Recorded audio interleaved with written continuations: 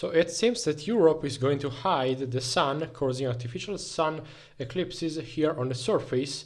Then it seems that Jared Isaacman would be the new head of NASA for 2025 on. And then we talk about privatization of space, in particular about Blue Origin, and then a quick update on NASA mission Artemis 2 and some little news in the end. So let's start.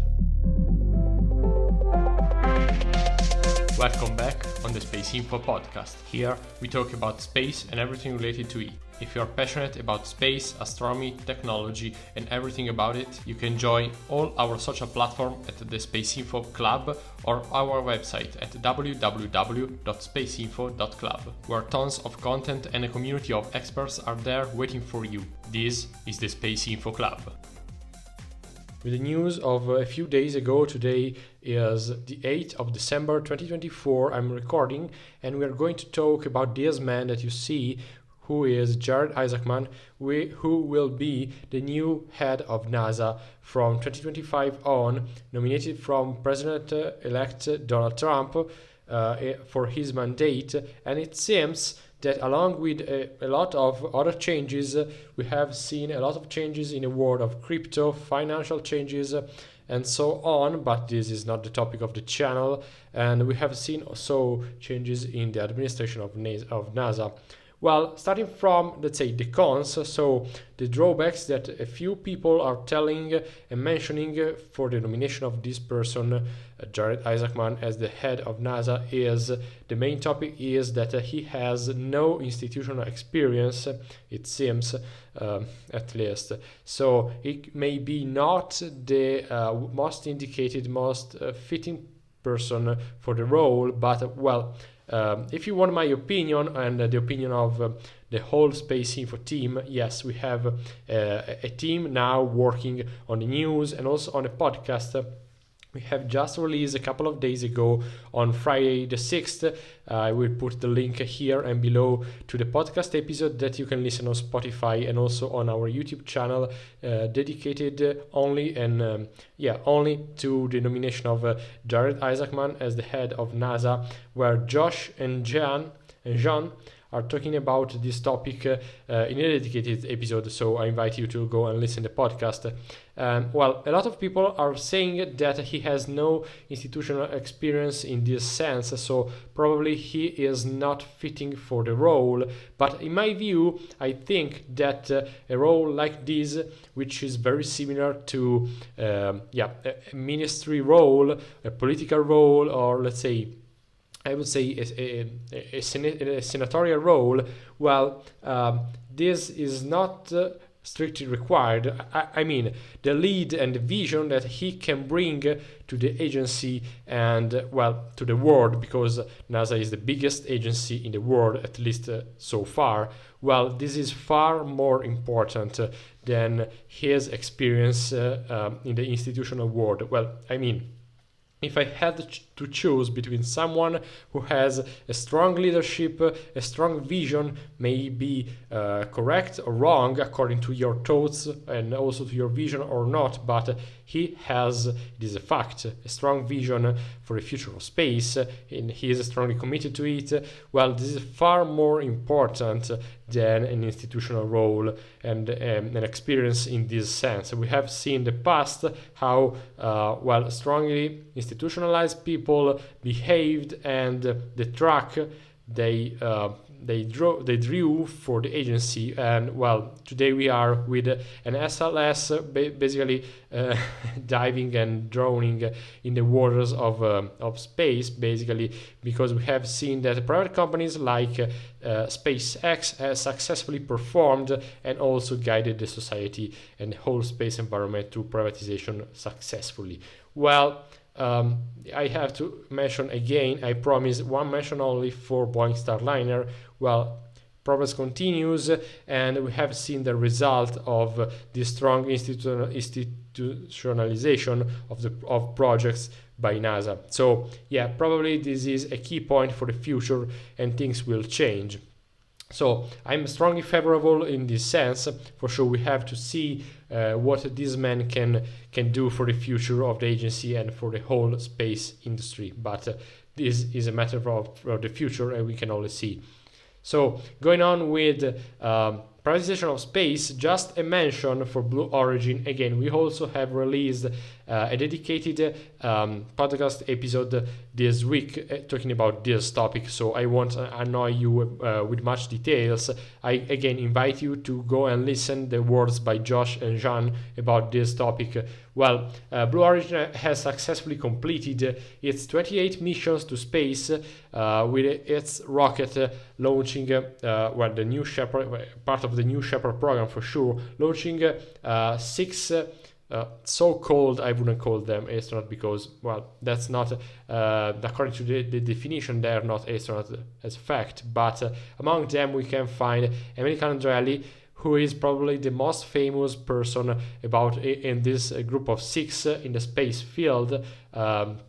So again, this can be defined, this can go inside the group of privatization of space, and probably while not so influential, so precious under the scientific point of view, it is probably good for the information, also good for the public opinion and the popularity of space. So more people are aware of this field and this industry, so it may be beneficial, at least from this point of view.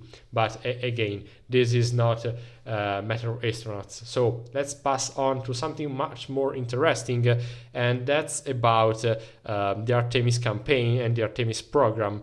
Well, in a recent article, NASA released and answered a few, let's say, frequently asked question from the public opinion, and well, they released also some details, not too much, about the findings of the Orion shield from the previous Artemis mission, which again I have to recall you that this was an unmanned mission. This is not an artist concept, but it is a true photo taken from the spacecraft while orbiting the moon. You can see the moon in the foreground and far beyond the moon, our planet Earth. So the heat shield is very important because, as you may know, when Orion travels back from the deep space, its journey through the atmosphere of our planet brings the heat shield to heat up to 5,000 degrees Fahrenheit.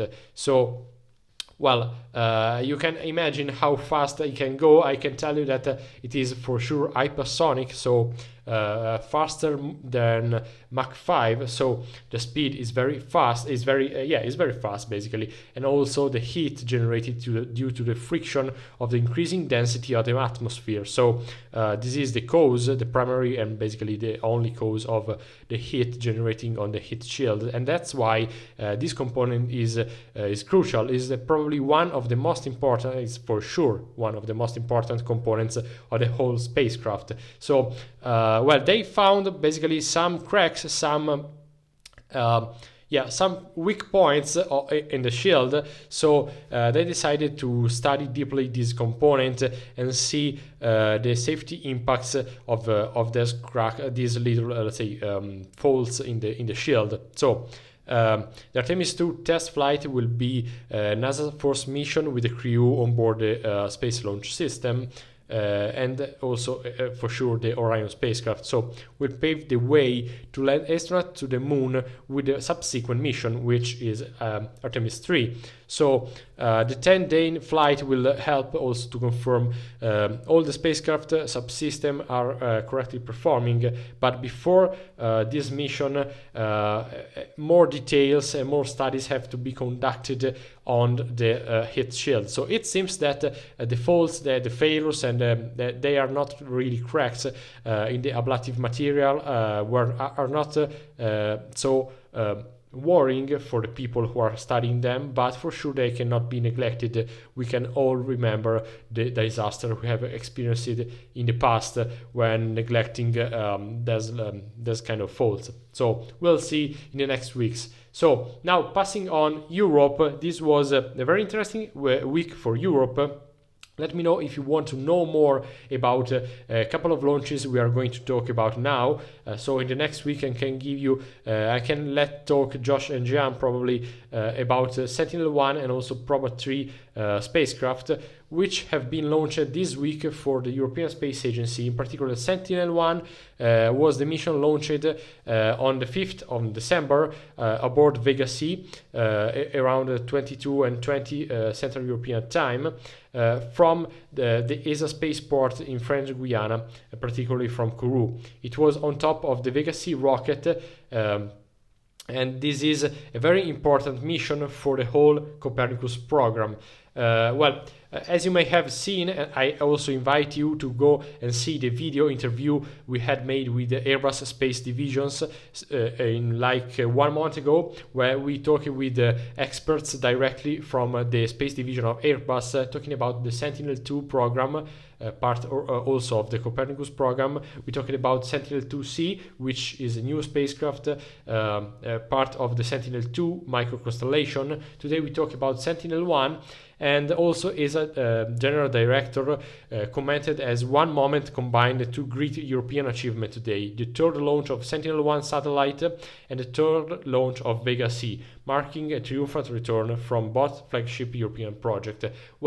I have to remember to you that Sentinel-1C will replace Sentinel-1A in this kind of microconstellation, which sees a couple of satellites, Sentinel-1A and 1B in the past, and in the future we'll have Sentinel-1C, which will supersede one of the two Sentinel-1, flying like 180-degree phases apart in order to soar over Earth's territories and monitor the basically what happens in our waters, in the waters of the Earth planet. Also, it will monitor the ice and the glacier profile of the planet, in particular in the Arctic and Antarctic region, and also what is a kind of, I wouldn't say revolutionary, but I would say most important for the application here on our planet.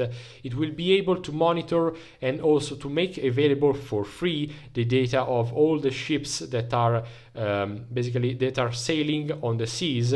This has been done, will be done thanks to the AIS, which can be said as ice transponder, which is a kind of transponder installed on board the ships, which basically allows the devices to be monitored and also the ships to be monitored through the data that they give to the satellite, which will then make them available for free to all the people who are willing to monitor the ships, looking at their track, their speed and their position and things like that. So a constant monitoring of the movement here on Earth is will be available for everyone, basically for free.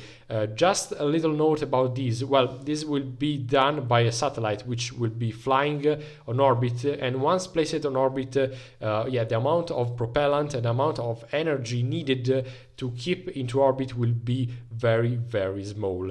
I tell you this, I want to underline this because usually the monitoring of the ships, for example, through the IS transponder is made through airplanes and also helicopters. So you have to think about an air vehicle constantly flying over the surface in order to monitor a very, very small amount of ships.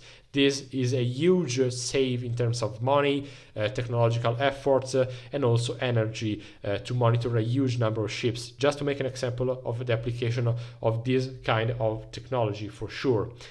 Also another success, another very positive note was made this week through the launch of Sentinel-1 through the Vega C, which is the third launch of the rocket ship, and together with Ariane 6 completes the fleet of the European rockets and making Europe capable of placing in orbit satellites.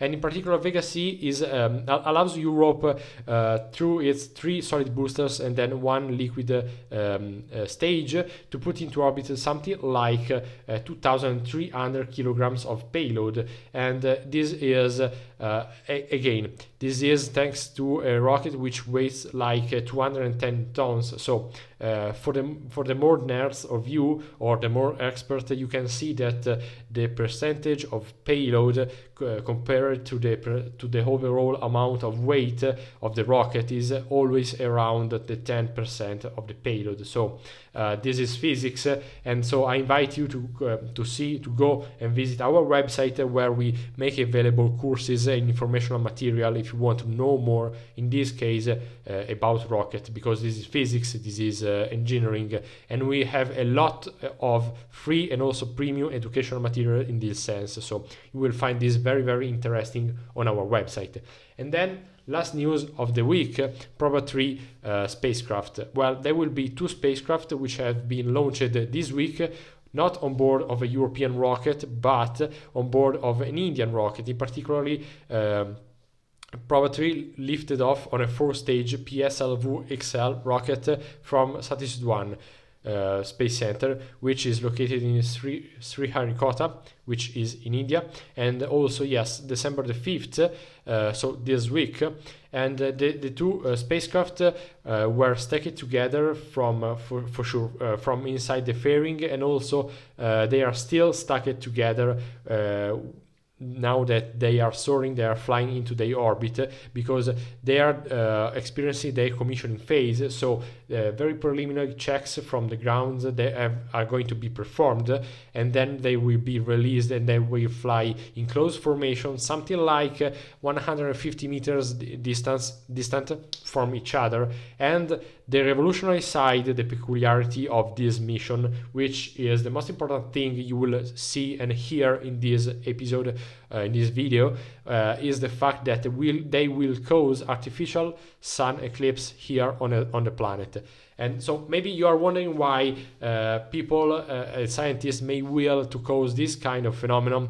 Well, this is quite simple if you think about what I'm going to tell you, but it is very important. Well, Proba-3 is a sun study mission, so it is going to study the sun, and in particular a component of the sun, which is its corona. Well, it's like going for astronomy trip, going to look at the stars. You clearly are going to do it during the night, where you have less disturbance from external light. Well, the same is done for the corona. However, this is much more complicated, because you have to look at the sun excluding its center point, its center disk, which is let's say the body of the sun, of the star. You are going to look at its corona, which is the layer surrounding the sun. So you need to obscure artificially the center part of your observation in order to have low light conditions and make you able to observe a particular phenomenon, which are the coronal mass ejections of our stars. Well, they are very important to study, because one peculiarity of the sun, and particularly all the stars, is the fact that their corona is basically always hotter than the central body. This is because the energy radiated from the sun, emitted from the sun, the particles detaching from the surface or directly from the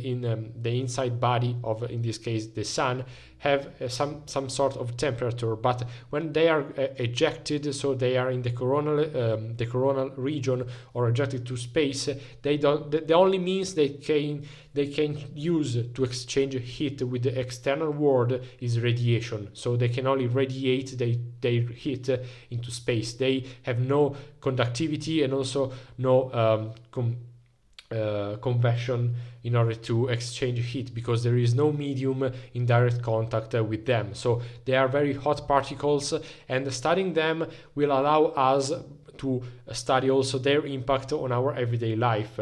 You may have heard about geomagnetic storms, and also the impact of radiation of the sun, and also the particles from the sun hitting our planet. Well, this is a very common phenomenon. It is affecting a lot of satellites in terms of telecommunication, and also it is affecting also our everyday life here on the surface of the planet, because this particle can travel to Earth's atmosphere and impact what we do every day. So this will be a revolutionary mission, for sure, this is probably one of the most fascinating missions from a public agency, and yes, they are doing their job. They are doing research, they are pushing science, and that's what public agencies are meant for. We have privatization, we have private companies to make, let's say, the routine flights for astronauts, for commercial missions, but for science and research we have the public agencies, and European Space Agency is strongly pushing the limits in this sense.